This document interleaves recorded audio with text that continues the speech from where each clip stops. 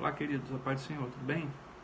Bom, eu estou gravando esse vídeo, né, para poder postar nossa segunda aula dessa série de quarentena, né, da disciplina Administração Eclesiástica.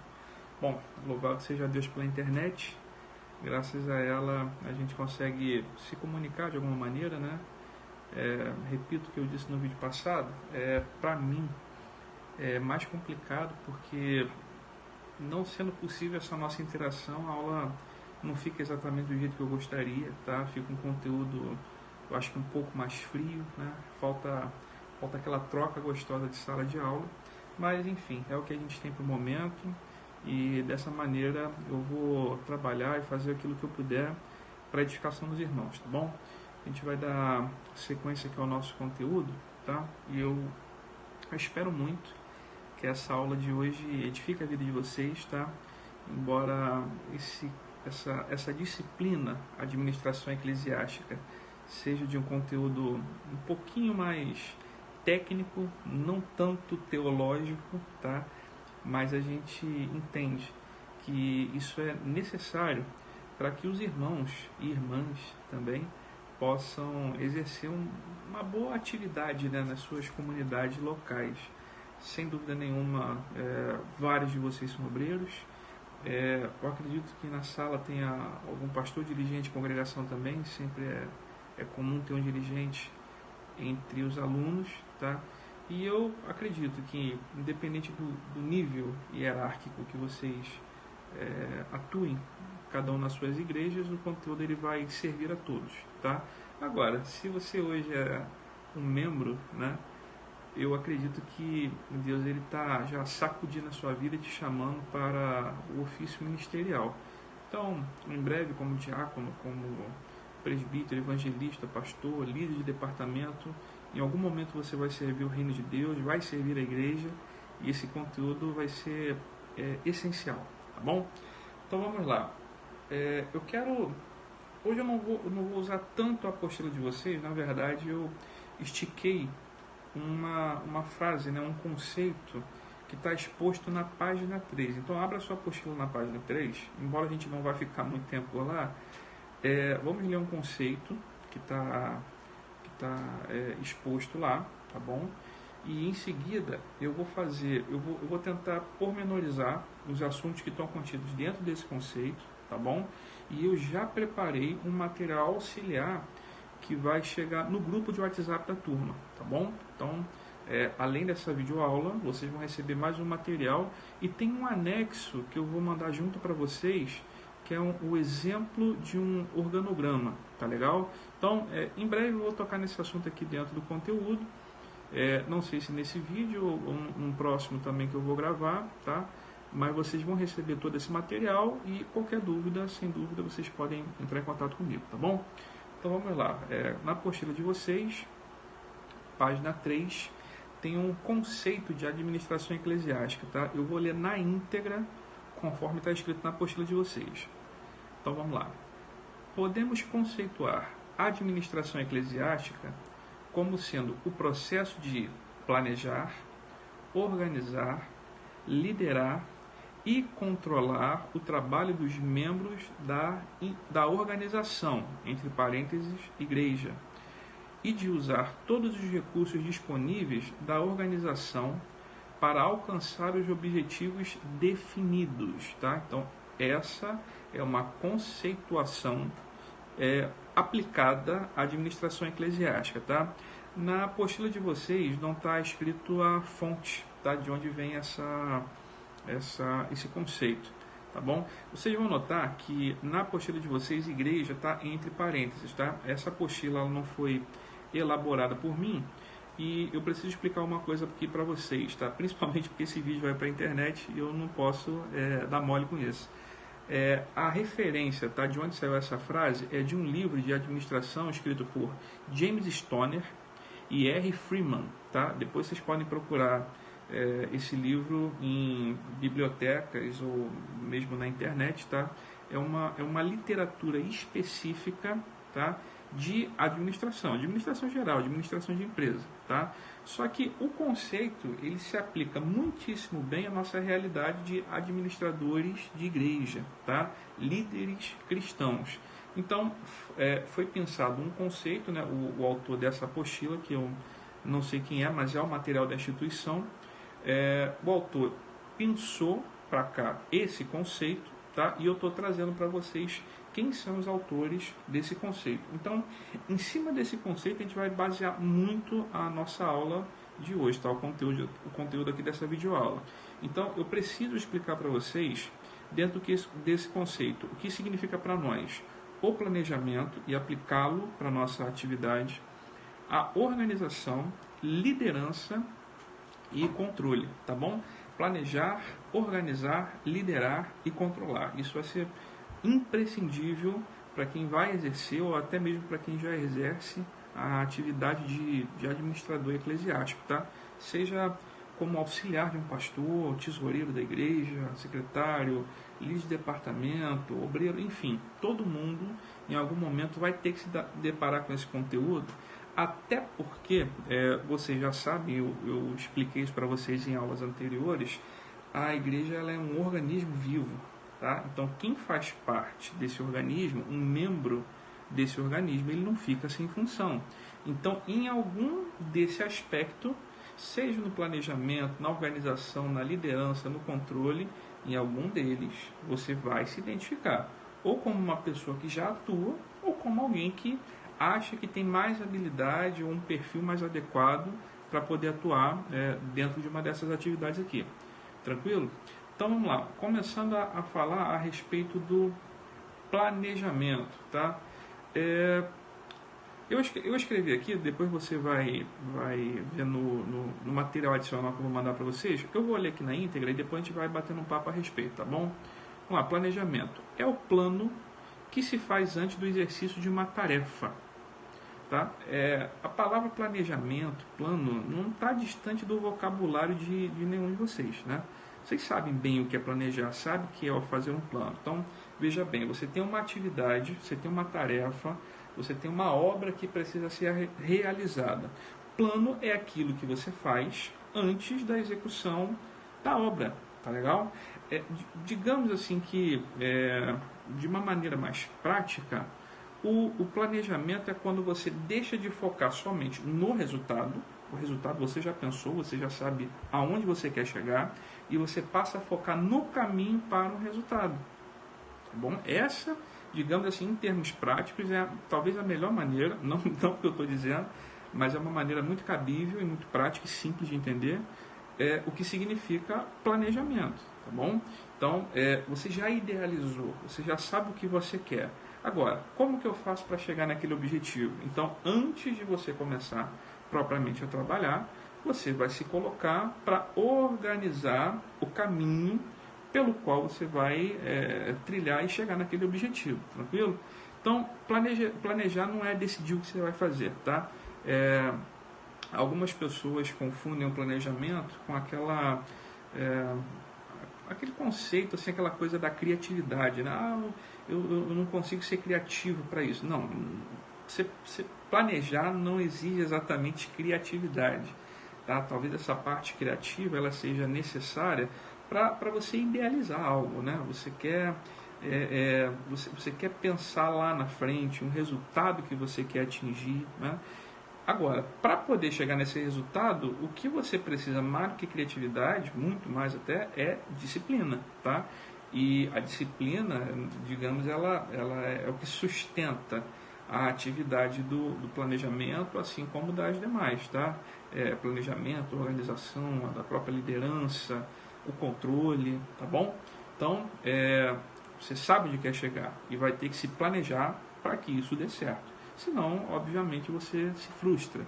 Tem muita gente que já teve excelentes ideias, né? Acordou, quem sabe, de madrugada com muita coisa no coração, sabendo o que quer fazer, com um departamento de juventude, ou mesmo com a igreja que você lidera.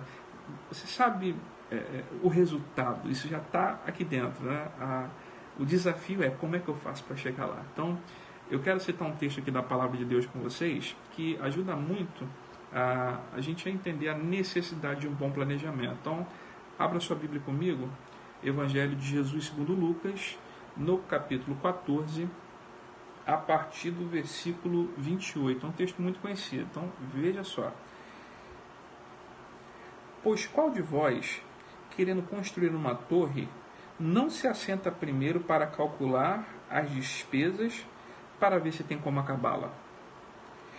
Para não acontecer que, depois de haver posto os alicerces, e não a podendo acabar, todos os que a virem comecem a zombar dele, dizendo: este homem começou uma construção e não conseguiu terminá-la. Ou qual é o rei que, antes de entrar numa guerra contra outro rei, não se senta primeiro para consultar se com 10.000 pode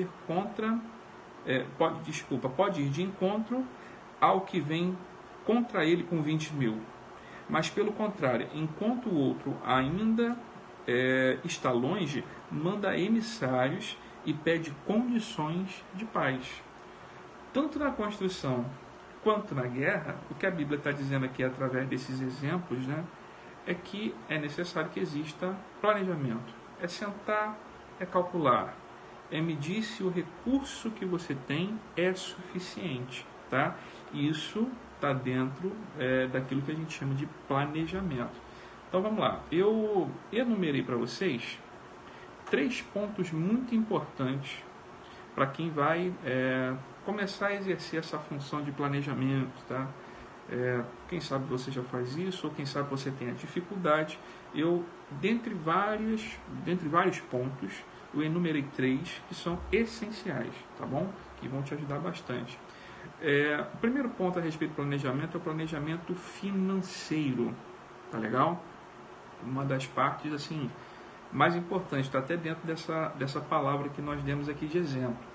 Então, quando você tiver um projeto em mente, tente fazer a si mesmo, tá? Ou ao grupo que está reunido junto contigo para o planejamento, as seguintes perguntas: qual é o limite de gasto? Quanto que vai custar realizar esse trabalho, esse projeto, esse congresso, essa reforma? Está dentro do universo de vocês, né? Quanto que vai custar isso tudo? A gente precisa orçar, fazer o que se chama de dotação orçamentária. É você tentar rascunhar, ou pelo menos prever, quanto que aquilo vai gerar de gasto, tá? As coisas, quando ficam assim, muito na nossa cabeça, né, elas começam a pulsar no nosso coração, a gente quer aquele resultado evidente, a gente quer fazer o melhor que a gente pode, tá? Só que as coisas têm limite, tá? Dinheiro não nasce em árvore. E ainda mais se tratando de dinheiro da igreja, irmãos, a gente precisa atuar com muita prudência, tá? Então, você precisa conhecer o limite da sua congregação, o limite do seu departamento e saber como que você vai atuar para não exceder limites, tá bom? Outra pergunta interessante é: a gente tem um recurso? Eu sei quanto vai custar, mas a gente tem um recurso, a gente tem esse dinheiro em caixa? Se não tiver o dinheiro em caixa, como é que a gente faz para o recurso entrar? Na aula passada eu comentei com vocês que dos nomes possíveis, né, da gente nomear a figura do administrador na Bíblia é através da terminologia tesoureiro, tá? A pessoa que cuida do tesouro. Eu até fiz uma analogiazinha que tem o Ministério da Fazenda, né, que é a parte que cuida da arrecadação. Em outras épocas do Brasil, em outros governos, além do Ministério da Fazenda, existia o Ministério do Planejamento, que é a parte que arrecada. Então, um decide como gasta e o outro decide como arrecada, né? A Fazenda arrecada e o Planejamento gasta. É assim que basicamente funciona. Então, todo mundo quer ser o ministro do Planejamento, porque todo mundo quer decidir como gasta, mas ninguém quer ser ministro da Fazenda, porque poucos decidem como se arrecada. Então, na administração, quando a gente vai colocar um plano em ação, a gente vai executar um projeto, eu preciso medir, né? Aliás, eu preciso saber qual vai ser a fonte financiadora, tá? Para que aquele projeto saia do papel, tá? Então, essas perguntas, em primeiro lugar, elas precisam ser respondidas, tá? Então, se alguém chegar para você com uma excelente ideia, tá? Então, reúna o grupo e comece a perguntar: pessoal, tem dinheiro? Se não tem, de onde é que o dinheiro vai vir? Como que a gente pode trabalhar para arrecadar o recurso e depois começar a obra, depois começar o projeto? Para comprar um instrumento para a igreja, para trocar o som da igreja, etc. Isso serve absolutamente para tudo, até para o nosso planejamento doméstico também. Tá legal? Vamos lá. Outra coisa que eu posso comentar aqui a respeito com vocês é o seguinte: quando a gente vai trabalhar com planejamento financeiro, tá? O ideal é que a gente trabalhe sempre abaixo do limite. Então, lembra aquela pergunta, quanto custa? Suponhamos que para eu trocar o som da igreja, eu fiz um orçamento baseado no tamanho da igreja, quantidade de membros, qualidade do som, etc. E ficou em 50 mil reais, tá? Deixa eu chutar um valor aqui que não sei se é absurdo para a sua igreja ou se é um valor baixo até demais. Mas enfim, para a gente ter uma igreja com, sei lá, 250 membros, um tamanho razoável, sei lá, talvez 20 metros, um teto não tão alto para não gerar uma acústica muito complicada, você consegue bom material, caixas de som, mesa de som, bateria, microfones, guitarra, contrabaixo, cubos, etc. Você monta uma excelente técnica, tá, de som na igreja, 50 mil reais. Quando você vai fazer a compra, por mais que você tenha os 50 mil reais, o ideal é que você trabalhe abaixo do limite do seu orçamento, tá? E isso você precisa fazer por dois motivos. O primeiro deles, irmãos, é porque surpresas sempre acontecem, tá? Então você tem 50 mil, você gasta 50 mil, se tiver uma surpresa, você vai tirar dinheiro da onde? Tá? Passei por situações, assim, não eu, na verdade, amigos, né? E eu tomei conhecimento de, por exemplo, você compra uma mesa de som super moderna e de repente a mesa de som vai ficar num canto da igreja, né? Vai ficar na parte de trás da igreja. E é evidente que os cabos precisam passar até a parte da frente. Só que acontece, para você passar esses cabos, você precisa ter uma passagem prevista. Suponhamos que quem projetou a igreja não pensou numa passagem de cabos, um negócio bem feito, direitinho, um conduíte escondido na parede e tal. Não tem. E agora? Vai ter que fazer. Se você não faz, você não instala aquele som que você acabou de comprar. Então, assim, é só para citar um exemplo, entende? Às vezes você tem que adequar o lugar para poder receber aquele equipamento de última geração que você acabou de comprar. Então, isso é só um exemplo. Se você torrou todo o dinheiro na compra, vai faltar dinheiro para você adequar o local, tá? Esse tipo de coisa acontece, é absolutamente normal. Segundo ponto,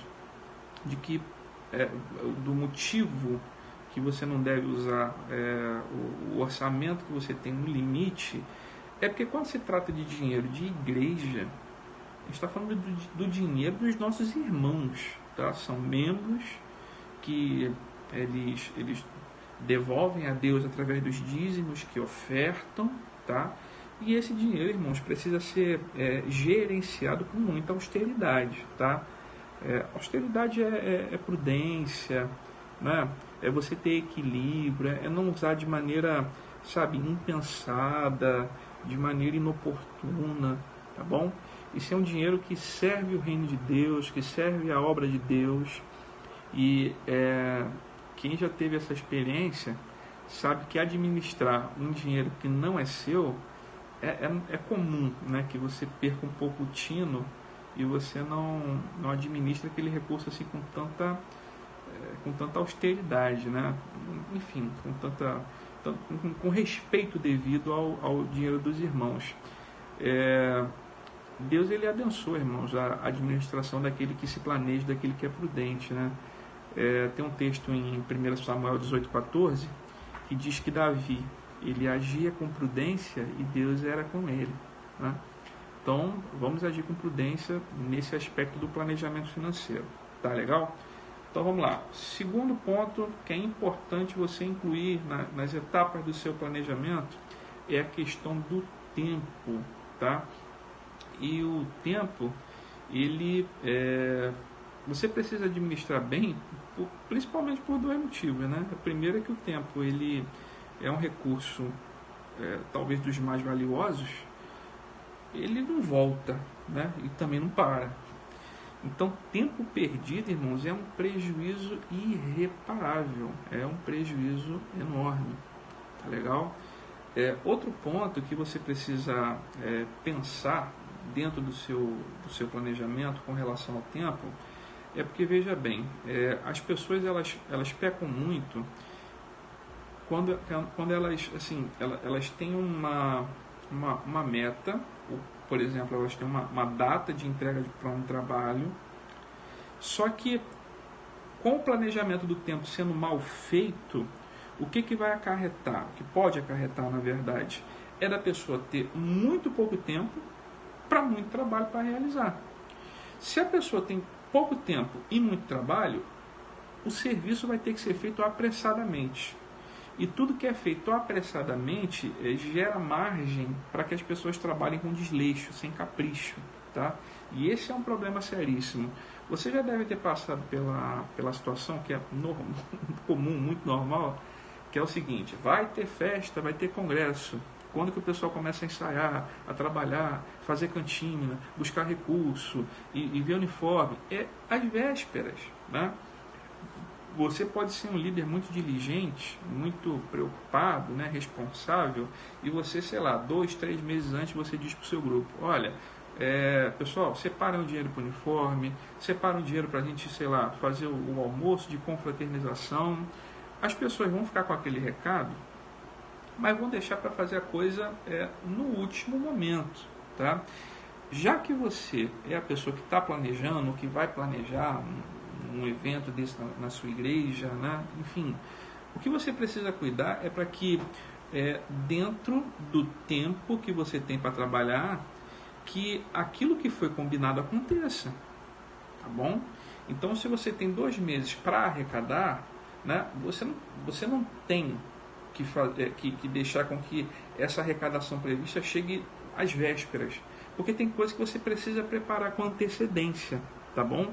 Então, tempo é essencial para uma boa administração, para que um bom planejamento seja feito, tá legal?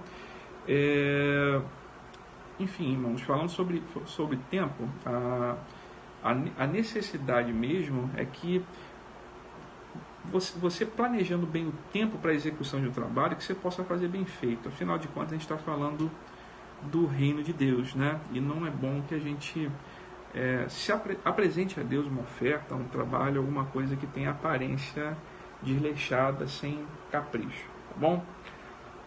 Outra coisa muito importante, eu estava esquecendo aqui desse terceiro ponto, é a respeito de mão de obra, tá? Bom, vou tentar pegar aqui mais ou menos a técnica, né, do primeiro ponto, e vamos fazer algumas perguntas com relação ao planejamento da mão de obra. A primeira pergunta que eu indicaria para vocês seria: quem vai fazer? Você tem um serviço de melhoria para você realizar na igreja, tá? Sei lá, você tem uma pintura para fazer na igreja. Você vai pintar a fachada do templo, você vai pintar a parte interna do templo, enfim. Você já identificou que a pintura precisa ser feita, né? Você já sabe, você já idealizou isso.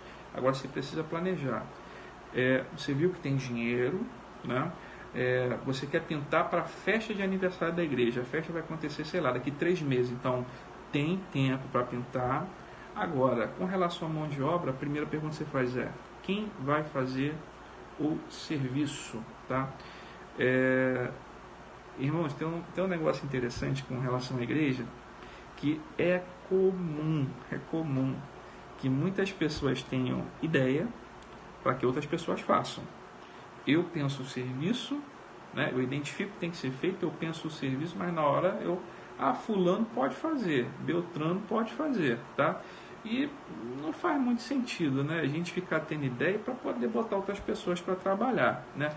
é lógico que se você é um líder de um grupo, você pode delegar funções, você pode delegar tarefas, tá? Você não é obrigado exatamente a fazer tudo, você tem que se envolver no trabalho.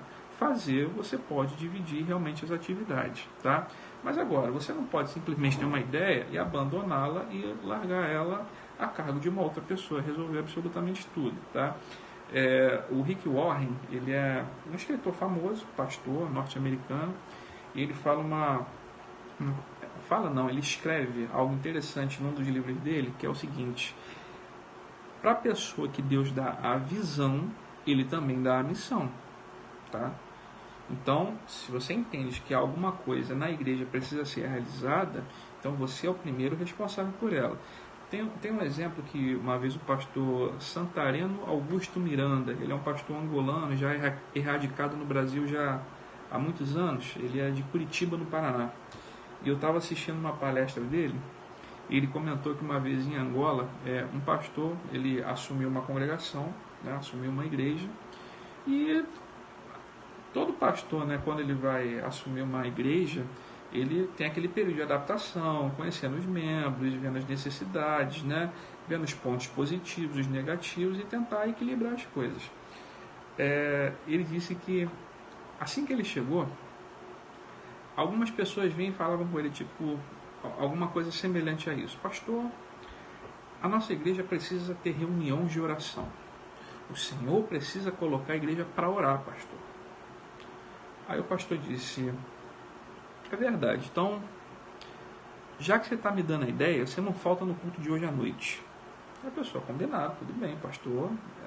Quem deu a ideia de ter pensado: pastor, gostou da minha ideia, vai tomar uma atitude, que bênção, né? Outra pessoa chegava e falou assim: pastor, essa igreja está com a fachada caindo aos pedaços. A gente precisa recuperar a fachada da igreja, pastor. Então, ajuda a gente, toma uma providência, tenta levantar um recurso, fazer alguma coisa. O pastor falou: rapaz, eu cheguei e a primeira coisa que eu observei é que a fachada dessa igreja está muito caída. Você tem razão. Então vamos fazer uma coisa, não falta no culto de hoje à noite. E o pastor foi embora para casa, né? Ele ouviu as ideias dos irmãos, etc. Quando chegou o culto à noite, o culto aconteceu, o culto ao Senhor Jesus Cristo. No final do culto, depois do pastor ter pregado, ele disse o seguinte: irmãos, a nossa igreja precisa orar. A nossa igreja precisa recuperar o hábito da oração coletiva, ter reuniões de oração. Eu fui alertado por uma membro dessa igreja e eu queria que essa irmã ficasse de pé. Então, a partir de hoje, aquela irmã que falou que essa igreja precisa orar mais vai ser a líder do departamento de oração dessa igreja. O irmão comentou comigo que essa igreja precisava recuperar a fachada, pintar a fachada. Então, todos aqui no próximo sábado, nem sei o dia que foi, porque vai ter aqui um grande mutirão e o irmão vai liderar o mutirão. Então, resumo da história: o pastor acertadamente entregou para cada um dos responsáveis pela ideia a execução. Porque não é cabível que uma pessoa tenha somente a ideia e não se envolva com ela, tá? Então você que vai liderar, se envolva com a sua ideia, realize a sua ideia, tá bom? Então preocupe-se sempre com a resposta da frase: quem vai fazer, quem é que vai realizar, tá? Outra coisa interessante é você se perguntar o seguinte, tá? Para realizar essa tarefa, quantas pessoas precisam, tá? Quando é serviço pesado, serviço braçal, um mutirão é sempre uma boa opção, tá? Só que acontece, dependendo do trabalho, você tem que tomar cuidado com a quantidade de pessoas, para evitar de você subestimar, ou seja, você ter menos pessoas do que o necessário para realizar um trabalho, ou você superestimar, você ter mais pessoas do que o necessário, porque pessoas demais para poder realizar uma tarefa relativamente simples pode gerar um atrito, uma confusão. Eu assisti uma situação, foi até um pouco complicada, num almoço que teve na igreja, quando foram convocadas várias irmãs para poder realizar um almoço, tá? Só que tinha irmã demais dentro de uma cantina muito pequena e ninguém sabia o que fazia o quê. Então, pela falta de planejamento, teve algumas conversas talvez um pouco mais ríspidas, uma falta de entendimento, tá? No final tudo deu certo, o almoço foi uma benção, estava muito gostoso, foi uma maravilha, mas assim, podia ter gerado menos transtorno, porque superestimaram, tá? Um trabalho onde, na verdade, poucas irmãs conseguiriam fazer e tinham irmãs demais lá, tá? E algumas ficaram sem função. Isso pode gerar chateações e isso não é legal, tá bom? Então é sempre você fazer essa previsão. Quantas pessoas precisam, quem você vai chamar, e assim o trabalho sai ganhando, todo mundo fica feliz.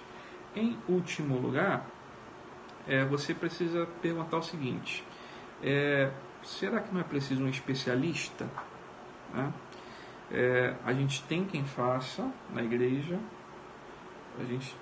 ou não temos, ou a gente vai precisar contratar. A gente sabe que de vez em quando aparece na igreja um monte de severino, né? É o cara que conserta a porta, que troca a lâmpada, que mexe no ar-condicionado, enfim, que o cara faz de tudo. Sendo muito sincero com vocês, irmãos, é sempre bom, é uma bênção quando você conta com pessoas que são voluntárias, tá? Mas o ideal é que você, antes de contar com a ajuda de alguém, você saiba se essa pessoa tem habilidade suficiente para exercer um trabalho, tá bom? Principalmente, irmãos, para evitar danificar o patrimônio da igreja, para você não desperdiçar o dinheiro dos irmãos, tá? Porque às vezes você economiza na mão de obra, você deixa de contar com um especialista e pagar pelo serviço, para poder, dar oportunidade para um irmão muito amoroso fazer de graça e não acaba saindo um bom serviço, tá?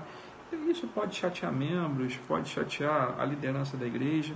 Então, pergunte-se sempre: quem vai fazer, quantas pessoas precisam e se você precisa de um especialista, tá? Então, aqui eu encerro com vocês esse primeiro ponto a respeito de planejamento. Então, note sempre, planejamento financeiro é necessário, tá bom? Planejamento do tempo e mão de obra, tá legal? Então, pessoal, esse é o conteúdo dessa segunda aula. Deus abençoe a vida de vocês. Em breve eu estou passando um conteúdo a mais, tá bom? Fica com Deus, Pai do Senhor Jesus.